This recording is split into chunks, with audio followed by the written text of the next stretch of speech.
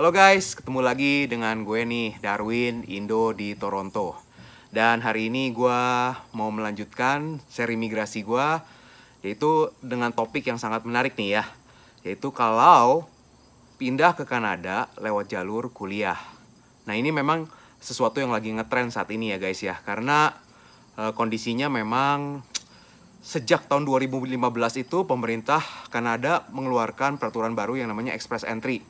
Sehingga banyak teman-teman di Indonesia, terutama yang sudah berumur 30 tahun ke atas ya, sudah punya keluarga, itu susah sekali kalau untuk berangkat ke Kanada untuk mendapatkan PR ya.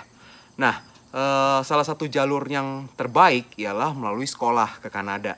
Kenapa? Karena kalau melalui sekolah, kita akan mendapatkan poin tambahan di Express Entry itu. Nah, gua hari ini kedatangan tamu spesial ya. Nah, teman gue ini namanya Stefani dan dia sudah kuliah di Kanada. Steph, boleh ceritain nggak sedikit background kamu dulu kuliahnya apa dan juga mungkin kerjanya di mana dulu? Jadi dulu S1 aku itu di program Food Science atau Teknologi Pangan di salah satu perguruan tinggi negeri di Indonesia. Terus setelah lulus aku cari kerja, terus keterima di satu company makanan di Indonesia. Posisi aku kebetulan waktu itu sebagai product development formulator, karena kebetulan sesuai ya dengan background aku. Jadinya cukup lama sih kerja di perusahaan itu, sekitar 7,5 tahun sebelum akhirnya resign dan mulai mikirin what's next ya yang mau dikerjain nih setelah resign. Nah, jadinya setelah resign akhirnya baru kepikiran untuk mau sekolah ke luar negeri gitu ya? Iya, kebetulan kita ngobrol juga sama suami. Sebenarnya sih bukan spesifik mau sekolah awalnya. Yang kita pikirin tuh intinya, kita tuh pengen cobain cari challenge baru, tinggal di luar negeri. Karena menurut kita kualitas hidup juga nanti lebih baik. Kita mikirin nanti kalau kita punya anak, pasti kualitas hidupnya lebih baik lah untuk mendidik anak di negara maju. Jadi makanya kita kayaknya berpikir untuk kita mau cari nih negara mana yang kira-kira untuk kita datengin gitu. Oh iya guys, jadi Stefani ini sudah menikah ya guys ya. Dan juga suaminya pun mendukung dia ya. Suaminya emang, suami kamu dengan kamu memang sama-sama agree ya untuk berangkat ya? Malah memang suami yang lebih memang semangat suaminya buat ya. Oke. Nah jadi ini salah satu faktor yang penting juga nggak Steph? Bahwa suami dan istri ini harus sama-sama kompak ya ketika mau berangkat itu ya? Oh iya benar banget. Soalnya kalau enggak nanti dalam proses ngejalaninnya, pas ngerjainnya, ketika salah satu mengerjakannya dengan berat hati, pasti nanti jadi akan saling salah-salahan kalau ada masalah. Tapi kalau misalnya udah komitmen dari awal, suami istri, ayo kita move apapun yang terjadi, kita bakal hadepin bersama-sama, itu lebih pasti lebih mulus jalannya.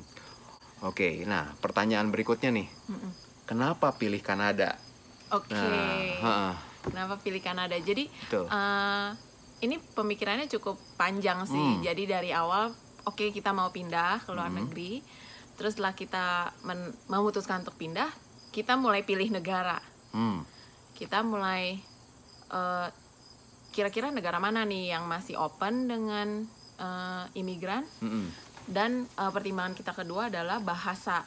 Karena negara yang misalnya kita mau pindah ke Eropa, terus tapi bahasanya juga kita harus belajar lagi, itu kayaknya akan lebih berat. Jadi kita memilih negara yang lebih yang menggunakan bahasa Inggris. Gitu. Dan pilihan lain juga, pertimbangan kita yang lain juga itu ketika kita mau pindah, jalurnya cuma ada 2 pilihan. Apakah kita apply PR ke negara tersebut, atau kita lewat jalur studi. Tapi karena pertimbangan kita adalah umur, waktu itu kita umur udah kepala 3, jadi kita pikir kalau kita nunggu PR, kita nggak tahu nih sampai kapan kita akan dapat PR. Nanti kalau umur kita makin besar, makin tua, poin yang kita dapat pada saat apply PR itu akan semakin kecil. Jadi kita pikir ini kayaknya mau nggak mau harus jalur studi. Dan di situ kita mulai pertimbangin pihak mana yang mau sekolah, pihak mana yang mau kerja. Saat itu kita putusin aku sekolah, suami yang kerja gitu. Oke. Jadi waktu itu alternatifnya berapa negara? Sorry. Sebenarnya kalau negara berbahasa Inggris kan ada UK, Kanada, US, New Zealand dan Australia. Tapi setelah kita lihat dari 5 ini yang masih open dengan imigran itu Kanada dan New Zealand.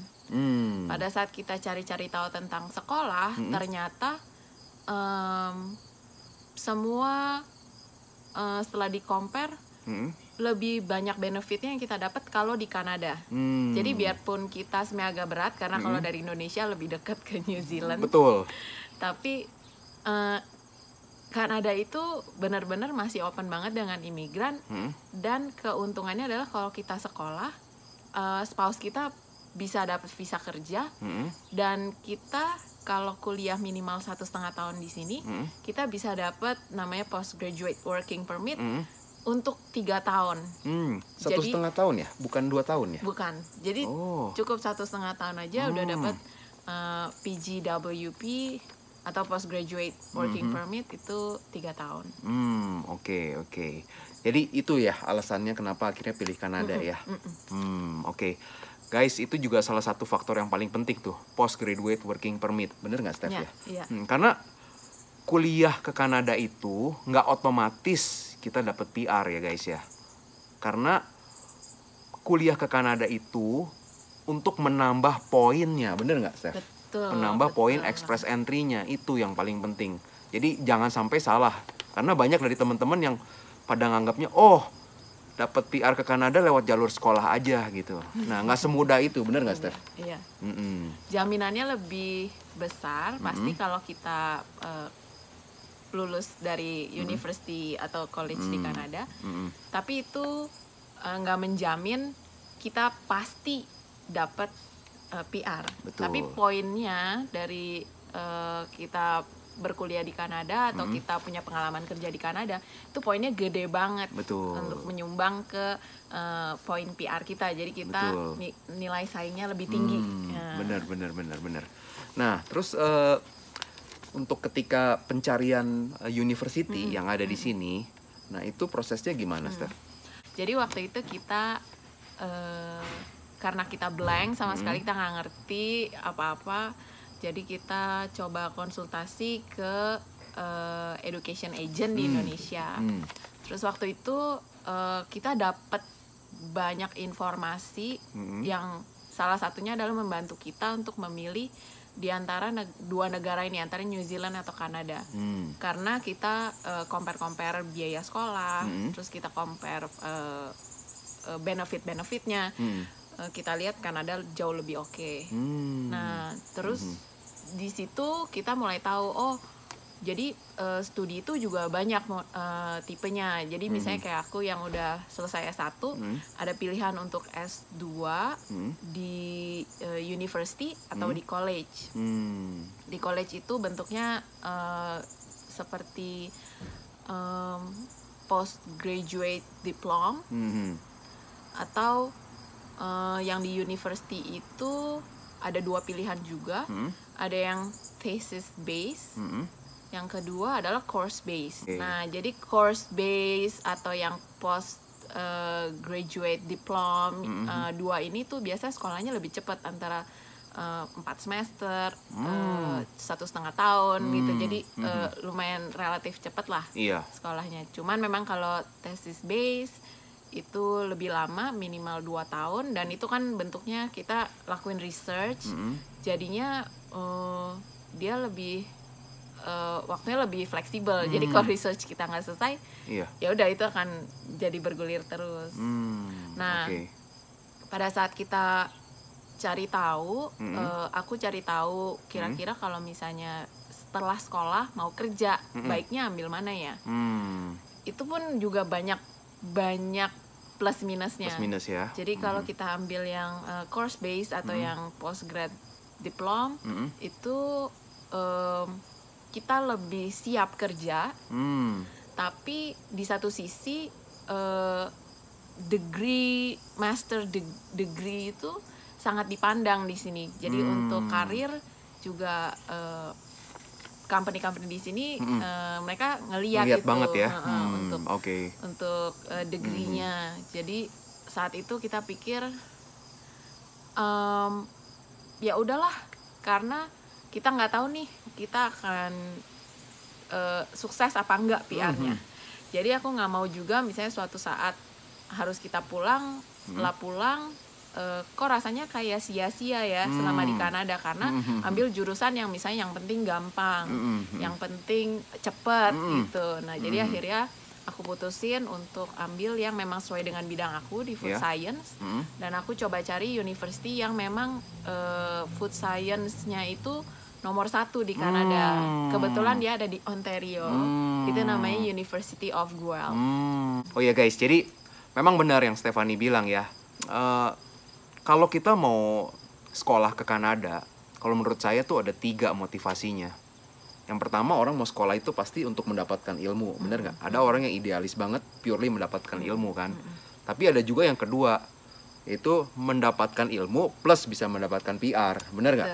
Nah, yang ketiga ada yang orang benar-benar sekolah hanya untuk purely untuk mendapatkan PR, bener nggak? Jadi ilmunya nomor 2, bener nggak? Nah, kalau si Stephanie ini masukin nomor 2 guys. Jadi mendapatkan ilmu dan juga bisa mendapatkan PR ya. Mungkin kalau lebih seperti itu ya, Steph ya. Betul. Nah, oke. Nah, lalu lanjutannya ketika akhirnya kamu bisa diterima di University of Guelph ini, prosesnya itu kira-kira ribet nggak sih? Oke, jadi aku coba ceritain gimana proses aku apply sampai akhirnya ke sini gitu ya.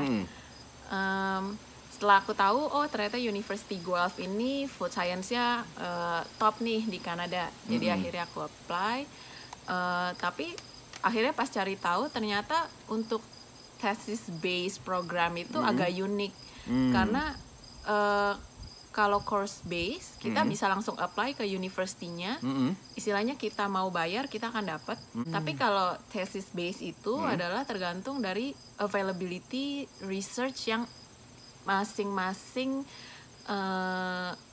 dosen pegang. Jadi ini kalau thesis base itu maksudnya research ya, lebih ke arah ya? Iya.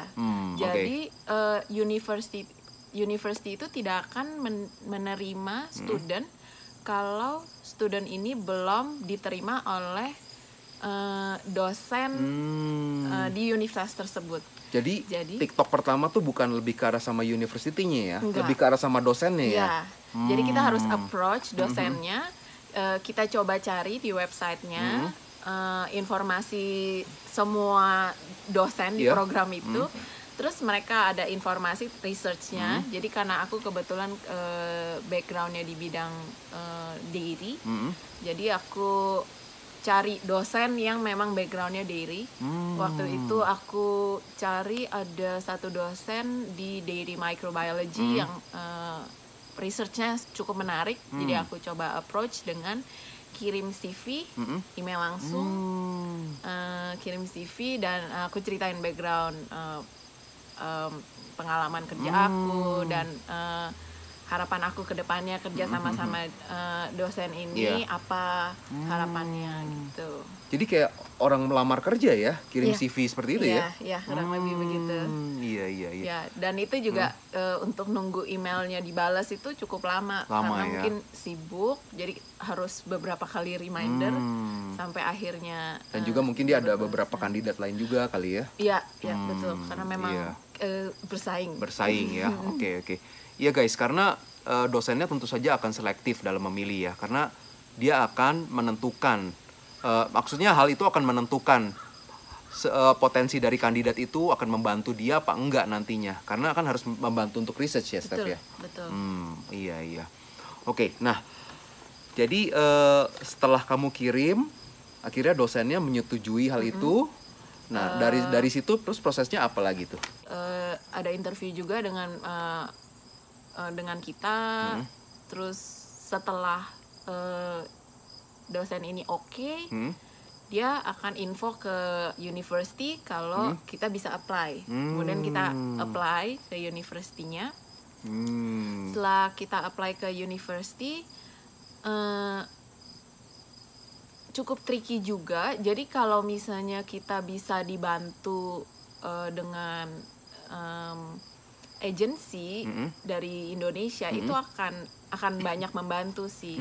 Tapi memang khusus untuk tesis base ini itu agak complicated. Jadi kayak waktu itu mereka menanyakan tentang akreditasi university di Indonesia. Jadi mereka bilang mereka tidak bisa menyetarakan transkrip Indonesia aku ke Kanada karena universitas ini tidak tercatat di University of Guelph. Jadinya cukup bingung waktu itu, tapi untungnya university tempat aku sekolah dulu waktu undergrad itu dia terakreditasi oleh International Certification. Saya ngerti ya, kayak World Education Service ya, kayak WES gitu ya. Ya, tapi ini khusus untuk Food Science Program dari US. Jadi dokumen itulah yang menjadi dasar untuk aku bisa diterima di university ini. Iya guys, jadi kalau teman-teman yang mau apply PR ke Kanada ya, atau mau sekolah ke Kanada, memang misalkan kita sudah punya S1 seperti saya dulu, kita harus dilakukan assessment dari ijazah kita ya. Ada penyetaraannya. Dan di sini biasa salah satu body yang terkenal itu namanya World Education Service. Jadi setelah di-assess, kira-kira akan equivalent nggak? Misalkan bachelor degree kita di Indonesia dengan bachelor degree di sini. Kurang lebih seperti itu ya, Steph ya? Iya, betul. Iya. Nah, dalam proses penerimaan ada juga nggak selain assessment tadi, penyetaraan bachelor degree-nya itu sama dengan di Kanada, ada juga dengan tes bahasa nggak? Oh iya, betul. Kita pasti persiapan banget itu IELTS. Persyaratannya nilainya harus berapa? IELTS itu waktu itu overall score-nya 6.5. Akademik ya? Akademik ya? IELTS. Iya. Dan masing-masing score-nya itu not less than 6. Each band ya? Each band 6. Tapi average harus 6.5. Average-nya harus 6.5. Oke. Gitu. Oke, jadi selain tadi di-approve oleh dosennya, lalu persyaratan berikutnya juga bahasa ya? Bahasa IELTS, ya betul. Oke. Nah, ini ada satu faktor lagi nih, Steph, yang cukup menjadi kendala dari banyak teman-teman ya, yaitu mengenai funding ya. Nah, jadi kalau ketika kamu waktu itu decide untuk berangkat, itu memang kamu sudah mempunyai funding yang cukup ya waktu itu untuk kuliah di sini ya? Ya, jadi terkait funding, waktu memang kita memutuskan untuk ke Kanada, itu memang kebetulan kita sudah cukup ready dengan funding, dengan asumsi pada saat itu waktu di approach dengan dosen di sini pun dia sama sekali nggak ada mention about funding dari university. Jadi dia memastikan bahwa kita ini mampu untuk self funded untuk semuanya. Oke. Jadi kebetulan aku dan suami kita selama hidup di Jakarta juga sangat hemat, lebih rajin menabung. Nah, ini menarik nih guys. Oh ya, ini jadi kalian berangkat ke sini ini dengan funding purely sendiri ya, tanpa bantuan orang tua? Purely sendiri. Guys, ini sesuatu yang juga penting nih guys, lihat tuh ya. Dengan biaya sendiri nih ya, tanpa bantuan orang tua guys ya. Ini menarik sekali nih guys ya. Iya, kuncinya sih memang kita harus benar-benar hemat. Jadi memang karena sebenarnya mimpi untuk pindah ke luar negeri ini bukan sesuatu yang tiba-tiba. Oh, karena udah memang, lama ya? Ya, memang kita sebelum menikah sempat pikirin, kayaknya kita suatu saat pengen nih ke luar negeri, dan kita kebetulan memang punya lifestyle yang hemat. Ya kita nabung dan juga kelebihan dari uang kita investasi, jadinya ada passive income yang bisa support kita pada saat kita nanti kalau kita pindah. Nah dari situ itu yang meyakinkan kita dan cukup memudahkan kita untuk proses ke sini, karena kita kan pada saat apply visa, biarpun visa studi itu sudah disertai dengan bukti penerimaan university, tapi itu tidak menjamin kita akan dapat visa studinya, karena yang mereka mau lihat adalah kita punya finance statementnya apakah cocok dengan yang mereka harapkan, yaitu kita mampu menyokong kehidupan kita di sini dengan dana yang kita punya. Gitu. Oke. Kalau boleh tahu tuition fee-nya itu kurang lebih in average itu berapa sih? Jadi dalam satu semester berapa, atau untuk program 2 tahun ini kurang lebih berapa sih biayanya? Iya, jadi kuliah di sini program yang aku ambil kan program 2 tahun. Per tahunnya itu sekitar $22.000 Kanada. Kanada ya? Ya, jadi untuk 2 tahun sekitar $44.000 Kanada. Jadi kalau dikali dengan kurs Indonesia yang 10.500 kurang lebih 500 juta lah ya? Ya, kurang lebih 500 juta ya biayanya ya. Nah, cuman ada satu hal yang menarik nih guys ya dari Stefani nih ya. Jadi setelah dia mendapatkan approval untuk kuliah di sini, ternyata dia mendapatkan funding dari kampusnya guys ya. Nah, gimana Steph ceritanya Steph? Ya itu kita juga kaget banget sih, karena sampai detik terakhir dosen aku tuh nggak pernah ngomong tentang funding. Terus suatu saat dia minta aku untuk interview. Waktu itu masih virtual interview. Dia bilang oke, kamu akan ngerjain satu research dari government. Researchnya ini terkait dengan milk, karena memang background aku di milk. Kemudian dia interview. Pada saat itu aku nggak pikir apa-apa, interview aja biasa. Oke, udah selesai. Sampai akhirnya keluar surat pernyataan. Jadi surat pernyataan itu surat bukti penerimaan beserta dengan penjelasan-penjelasan lainnya. Nah, salah satu penjelasannya itu tentang funding yang kita bisa terima. Jadi yang aku bisa terima itu ternyata ada 2. Yang pertama, karena aku mengerjakan research dari pemerintah ini, jadi pemerintah itu memberikan seperti salary, tapi di sini istilahnya adalah stipend. Jadi kita dibayar untuk mengerjakan research itu. I see. Ya. Iya.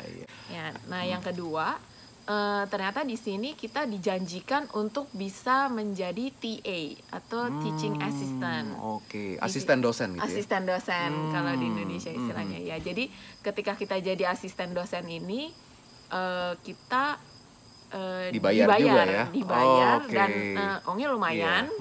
Dan kita kayak ada position guarantee. Jadi kita pasti akan dapat 2 kali kesempatan untuk jadi teaching assistant. Oke. Oke, Steph. Jadi tadi dari yang funding dari research dan juga dari teaching assistant itu kurang lebih akan mengcover berapa persen dari tuition fee itu?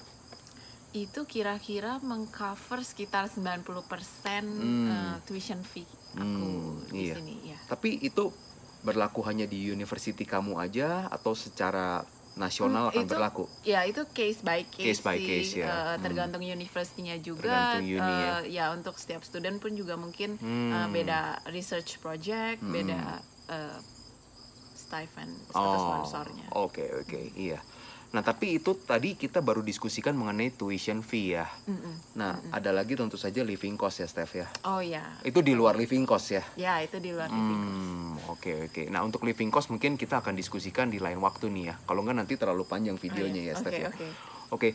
Tapi yang menarik itu tadi guys ya, bahwa ternyata setelah Stefani mendapatkan approval untuk kuliah di Kanada, malah mendapatkan funding. Itu sesuatu yang blessing banget ya, Steph ya. Benar, blessing. Iya, karena biayanya kan cukup mahal guys, 500 juta ya guys ya. Jadi itu berat banget loh sebenarnya. Jadi nggak ada salahnya jika kalian juga mungkin jika yang ingin kuliah ke Kanada bisa memikirkan alternatif ini ya, Steph ya, mengambil yang research base ya. Iya. Kan nggak ada salahnya kan mencoba. Kita juga waktu itu juga nggak ada jaminan bakal diterima, Betul. tapi ternyata diterima dan ternyata dapat dukungan dana juga yang kalau kita nggak coba mungkin kita jadinya nggak tahu kita bakal dapat atau enggak. Oke. Jadi saat ini kamu sudah berapa lama di sini? Ini lagi tahun kedua aku. Tahun kedua ya. Jadi karena COVID kita agak tertahan nih karena belum bisa masuk lab, tapi semoga kita bisa tetap aku tetap bisa lulusnya on time. Oke. Nah, step berikutnya nih setelah kira-kira kan berarti setahun lagi ya. Nah, setelah setahun lagi kalian udah ada planningnya belum nih untuk kerja dan untuk apply PR-nya? Strateginya gimana nih? Jadi memang kalau kita mau ngincer PR, poinnya itu gedenya di kita pernah kuliah di universitas di Kanada, dan yang kedua adalah punya pengalaman kerja di Kanada. Nah, jadi kita rencananya adalah setelah lulus aku bakal apply kerja. Kalau memang udah ada pengalaman kerja setahun, nanti aku bakal apply PR. Jadi seharusnya poinnya udah cukup banyak tuh, sehingga pada saat di pool itu nilainya cukup bersaing. Di pool express entry-nya Di pool ya. express entry, chance ya, untuk betul. dapat invitations-nya besar ya jadinya ya. Betul. Iya. Itu sih planning kita. Planningnya ya.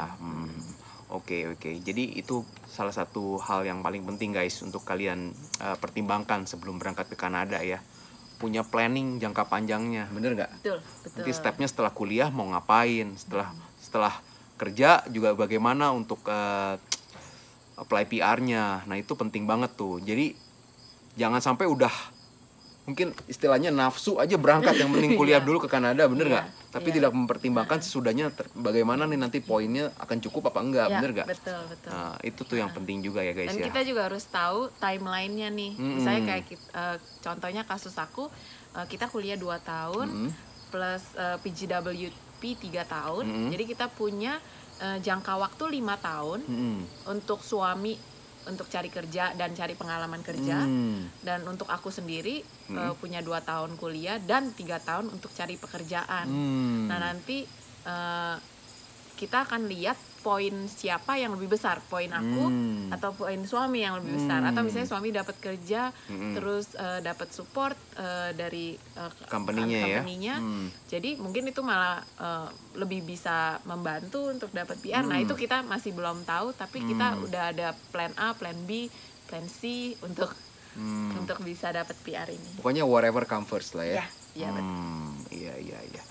Oke. Jadi kesimpulan dari pembicaraan kita hari ini ialah guys, bahwa jika salah satu dari kalian ingin kuliah ke Kanada dan mengambil program master, bisa mempertimbangkan yang namanya research base ya. Dalam arti saya tidak menjanjikan kita akan mendapatkan funding ya, tidak semuanya. Bener nggak, Steph? Iya, tapi ada potensi untuk bisa mendapatkan funding, bener nggak, Steph? Betul. Sehingga tentu saja akan membantu untuk meringankan biaya, bener nggak? Iya. Betul.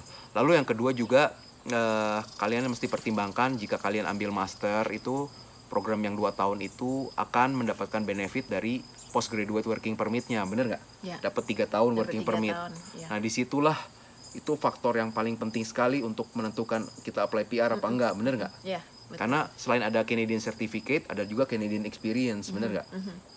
Ya. Itu ya. Dan yang ketiga mungkin salah satu faktor yang penting juga ialah misalkan kalau bawa spouse ya, Steph ya. Karena kalau bawa spouse, suami atau istri kita bisa kerja full time ya. Ya, betul. Jadi otomatis suami aku tuh langsung dapat working visa. Jadi dia bisa apply kerja apa saja di Kanada ini. Secara resmi, bener Secara nggak? resmi dan full time Oke, lagi, oke. bukan part time atau half. Ya. Dan juga kalau kita bawa anak, kita belum punya anak, tapi kalau misalnya kita punya anak dan kita bawa anak, semua sekolahnya juga gratis. Itu yang itu penting banget top tuh. banget di Kanada ini. Betul. Ya, jadi kita nggak perlu khawatir dengan biaya sekolah anak kalau kita bawa anak. Oke guys, tadi kita sudah mendapatkan beberapa pesan penting tuh ya dari Stephanie. Kalian harus pertimbangkan dengan sungguh-sungguh sebelum kalian berangkat sekolah ke Kanada. Dan Steph, sebelum kita akhirin video ini, kira-kira ada pesan nggak buat teman-teman di Indonesia yang lagi berjuang ke sini nih? Ya, jadi buat yang mau studi ke luar negeri, intinya mesti rajin-rajin cari informasi. Cari informasinya juga dari banyak sisi. Jadi bisa cari tanya-tanya ke agensi.